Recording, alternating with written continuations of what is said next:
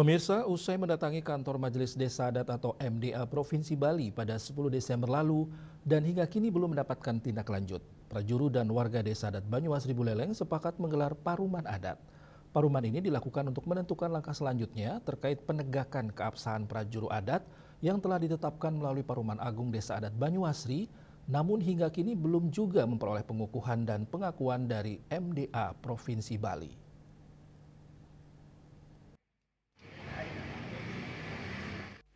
Klien Desa Adat Banyuasri, Nyoman Mangku Widiase yang ditemui saat paruman adat di Desa Banyuasri menyatakan siap mengambil langkah tegas. Pasalnya saat kedatangannya ke MDA Provinsi Bali pada Desember 2025 lalu, pihak MDA telah menyampaikan bahwa pada 4 Januari 2026, Desa Adat Banyuasri akan memperoleh kejelasan terkait putusan Mahkamah Agung atas kemenangan Desa Adat Banyuasri terhadap 11 warga yang dikenai sanksi kesepekang. Itu kami minta pertanggungjawaban MDA Provinsi bagaimana proses pengukuhan sekarang, surat pengukuhannya. Karena 4 tahun ini prajuru Desa Adat Banyuasri tidak dikeluarkan surat pengukuhannya.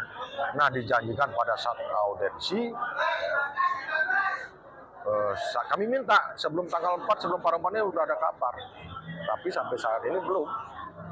Ya, kami tetap menyampaikan kepada masyarakat adat untuk diketahui bahwa begitulah MDA.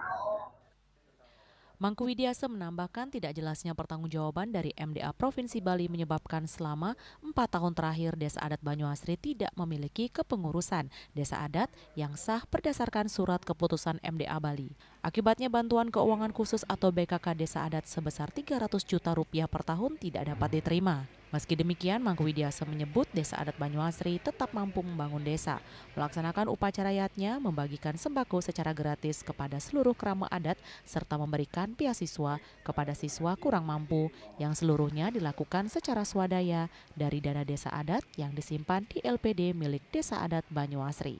Mangku Widiase menambahkan pihaknya akan menunggu keputusan dari MDA Provinsi Bali hingga Februari mendatang. Yasri Yuli, Bali TV.